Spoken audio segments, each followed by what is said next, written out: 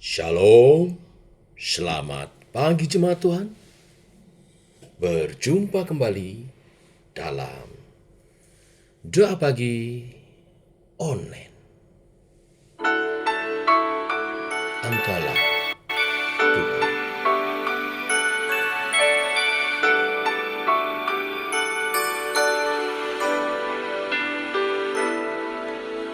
Ku rindu setiap waktu hidupi kebenaran-Mu, bukan dengan kuatku, namun karena Roh-Mu.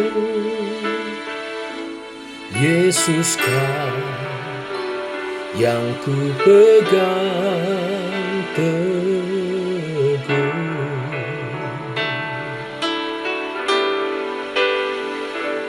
Engkaulah Tuhan,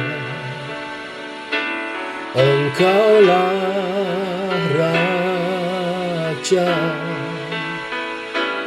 berdaulat atas hidupku, ku berserah penuh.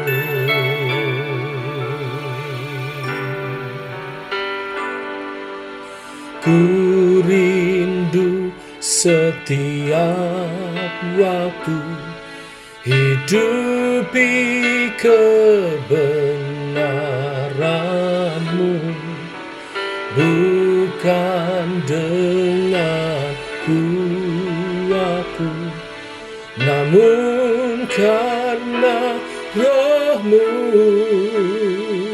Yesus yang ku pegang teguh. Oh, Engkaulah Tuhan, Engkaulah Raja, berdaulat atas hidupku, ku berserah penuh.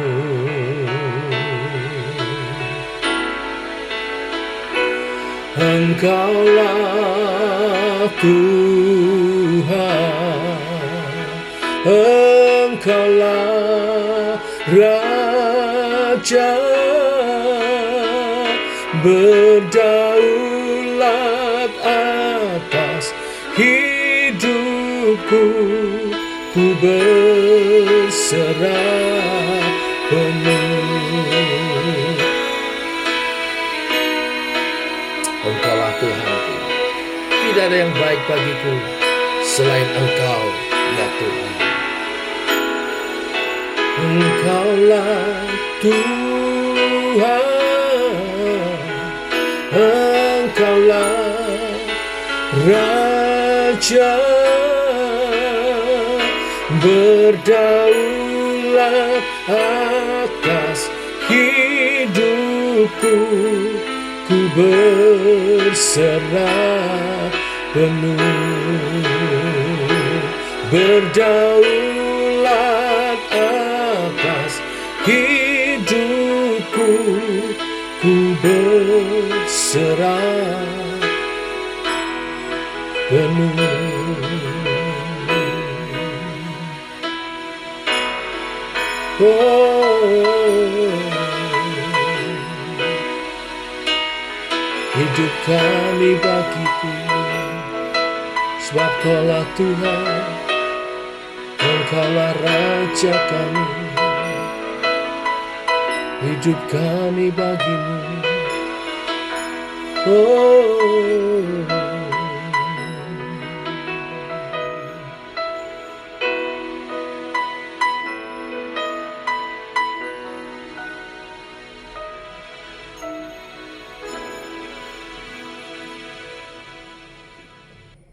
tiba waktunya untuk kami merenungkan firman-Mu. Firman-Mu lah suluh dan terang bagi jalan kami. Berfirman Tuhan, terangi jalan kami, tuntun langkah kami oleh kebenaran firman yang sebentar kami renungkan. Dalam nama Tuhan Yesus Kristus. Amin. Bapak Ibu, kita lanjutkan renungan firman pada pagi hari ini. Masih seri tentang akhir zaman. Kita masuk dalam Matius pasal 25 ayat 31 sampai 46. Demikian firman Tuhan.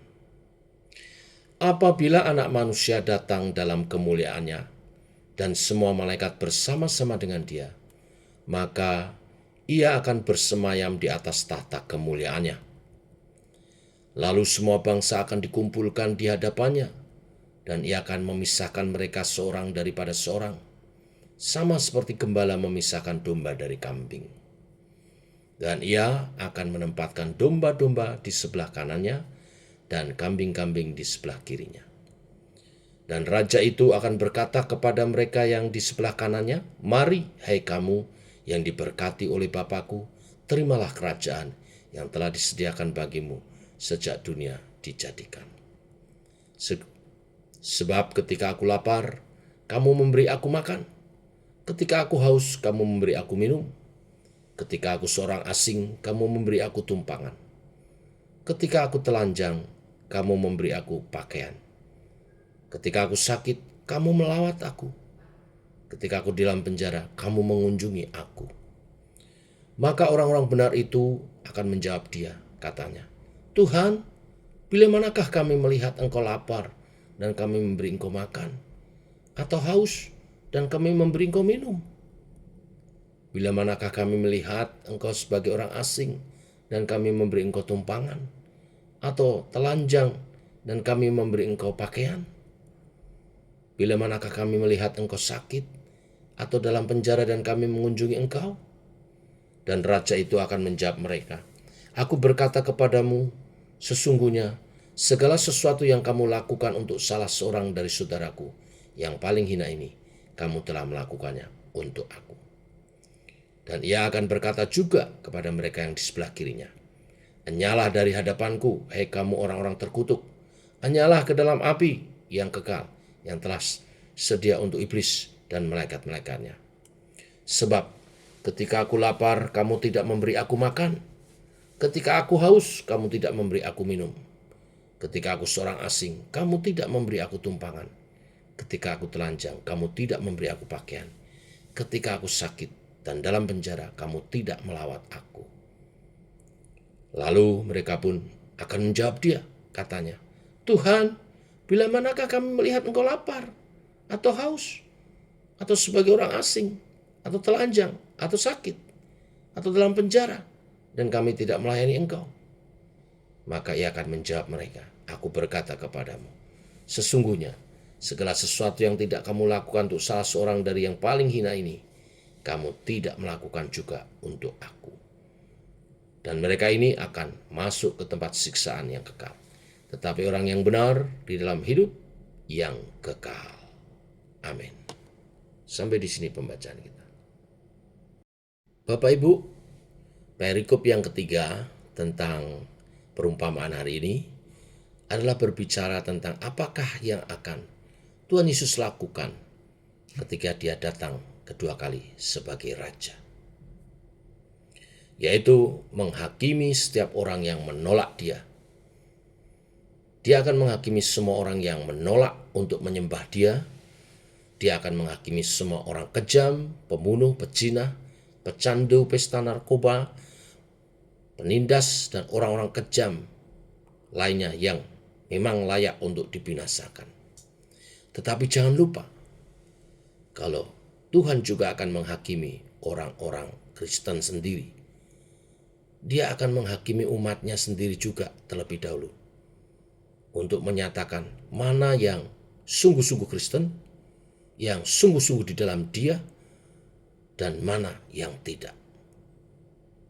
Sebab tidak semua orang yang mengaku umatnya atau mengaku Kristen adalah sungguh-sungguh Kristen.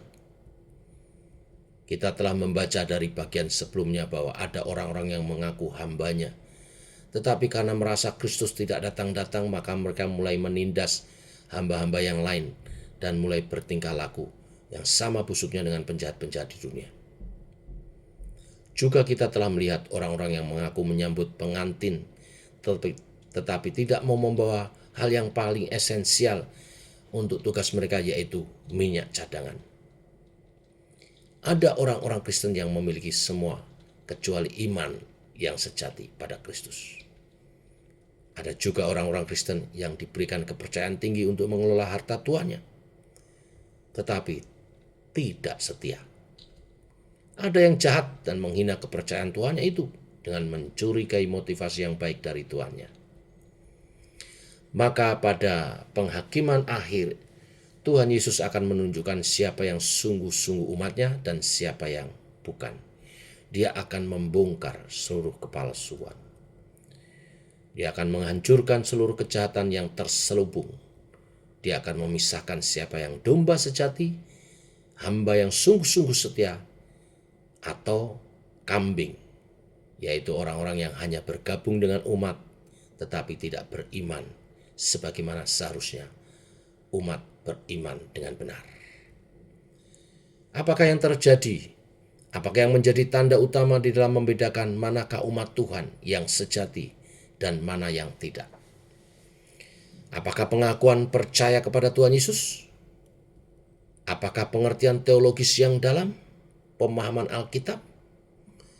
Apakah itu semua cukup? Tidak. Tidak cukup bukan berarti tidak perlu. Sangat perlu, tetapi tidak cukup. Percaya Yesus harus. Pengertian teologis pemahaman Alkitab firman Tuhan harus memahami dengan benar. Tetapi jika iman kita dan pengertian teologis kita tidak menggerakkan kita untuk menghayati kasih, mengasihi sesama, maka iman dan pengertian itu menjadi tidak berguna dan mati.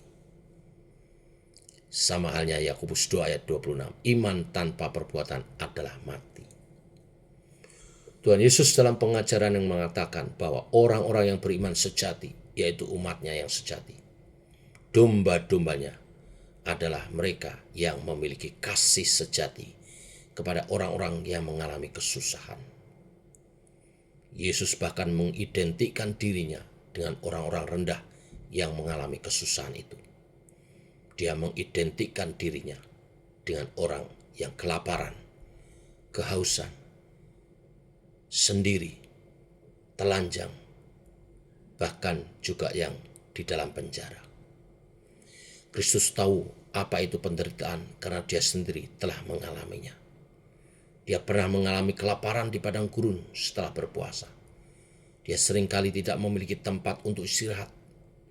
Dia bahkan akan mengalami ketelanjangan dan penyiksaan, bahkan kematian dengan cara yang paling mempermalukan pada saat itu, yaitu disalibkan. Dia mengalami keterasingan yang paling besar dibanding siapapun di atas kayu salib. Keterasingan dari bumi ditolak oleh surga, diabaikan oleh Bapaknya sendiri. Dia mengalami semua itu karena panggilannya untuk menebus dosa manusia. Itulah sebabnya Yesus lebih memilih untuk mengidentikan dirinya dengan orang-orang hina, menderita, miskin, diabaikan, sengsara, dan lapar ketimbang menyamakan dirinya dengan para pembesar atau orang-orang agung di dalam sejarah. Meskipun sebenarnya dia jauh lebih agung dari semua orang yang pernah atau yang akan hidup di dunia ini. Apakah kita sungguh-sungguh umatnya? Tahukah kita bahwa Tuhan kita menjalani hidup yang menderita? Apakah perasaan belas kasihan kepada mereka yang menderita ada? Jika Tuhan Yesus saja rela menderita bagi orang lain, adakah gerakan di dalam hati kita untuk menjadi berkat bagi orang lain dalam kesusahan mereka? Jika tidak, maka mungkin saja kita adalah kambing yang harus dienyahkan dari kerajaan Allah. Kita tidak punya belas kasihan. Kita hanya mengejar kenyamanan diri sendiri, berkat untuk diri sendiri. Kita tidak pernah merasa tergerak oleh penderitaan orang lain. Pahami ini Bapak Ibu jemaat Tuhan. Siapa yang ingin memerintah bersama dengan Yesus harus belajar bersama dengan Yesus, harus belajar merasakan apa yang Yesus rasakan kepada orang yang menderita. Yesus berbelas kasihan dan rela berkorban untuk mereka. Apakah kita juga memiliki belas kasihan dan kerelaan berkorban yang sama? Orang-orang yang sangat penting di dalam keagamaan pun akan diusir Yesus tanpa belas kasihan jika selama hidupnya di dunia ini dia tidak memiliki perasaan belas kasihan. Orang-orang yang dianggap penting di dalam masyarakat pun akan Yesus buang jika mereka tidak pernah tergerak untuk memperhatikan mereka yang terbuang. Orang-orang yang mengaku umat Tuhan akan dienyahkan oleh Tuhan jikalau perasaan kasih seperti kasih Tuhan Yesus tidak ada dalam diri mereka. Mereka yang melakukan perbuatan baik yang tulus bagi orang-orang lapar, haus, miskin, telanjang, sendiri, mereka telah melakukannya untuk Tuhan. Biar kebenaran firman hari ini meneguhkan iman percaya kita dan membimbing kita hidup seturut kehendak Tuhan, hidup memuliakan Tuhan, hidup menjadi penyembahan bagi Tuhan, hidup yang menyenangkan Tuhan. Tuhan memberkati. Mari kita berdoa. Bapa, kami mengucap syukur oleh kasih dan anugerah-Mu, rahmat-Mu baru. Pagi ini kami bangun dalam sehat. Itu artinya kami harus hidup memuliakan Tuhan. Sebab nafas hidup kami adalah anugerah dari-Mu. Hidup memuliakan Tuhan. Hidup sebagai penyembahan kepada Tuhan. Hidup menyenangkan hati Tuhan. Dan firman-Mu pagi ini mengarahkan, mengajar kepada kami bagaimana hidup menyenangkan hati Tuhan dengan menyatakan belas kasihan kepada sesama. Tuhan mau dan Tuhan rindu kami menyatakan iman kami dalam perbuatan. Perbuatan mengasihi, berbelas kasihan kepada sesama. Kiranya Roh Kudus menuntun kami menyatakan kebenaran firman-Mu ini. Berkati umat-Mu yang sakit dengan kesembuhan. Berdoa secara khusus buat Pak Hen yang hari ini telah mengalami situasi yang sulit, jatuh dan tidak sadar, dan telah dioperasi. Kami berdoa memohonkan keselamatannya. Kami berdoa keberhasilan daripada operasinya. Pak Hen pulih sehat dan pulih kembali. Kami berdoa untuk jemaat Tuhan yang lain yang dalam pemulihan, untuk Bu Lindi yang pasca jatuh, Tuhan pulihkan dan sehatkan kembali. Segala sesuatu yang dibutuhkan Bu Lindi sehat kembali, Tuhan menyediakan. Kami berdoa untuk Pak Yanto, untuk kakinya dikuatkan dan mampu berjalan kembali. Kami berdoa untuk Bu Ingrid, apapun kondisinya saat ini, terus jamah hatinya untuk terus fokus kepada Tuhan. Hidup memuliakan Allah, beri kesehatan, kesembuhan, sukacita yang memancar dari hati yang tulus. Berkati semua jemaat Tuhan. Masa-masa musim-musim virus merebak, bakteri, Tuhan beri ketahanan tubuh sehingga umat Tuhan sehat, kuat, dan dapat beraktivitas memuliakan Tuhan dan berkarya. Ini doa-doa kami menyertai sepanjang hari ini perjalanan hidup kami. Memuliakan Tuhan, menyatakan kasih dalam iman yang nyata dalam perbuatan kepada sesama. Tuhan memberkati. Dalam nama Yesus kami berdoa. Amin. Demikian Bapak Ibu doa pagi kita. Selamat menyatakan iman dalam kasih kepada sesama. Shalom.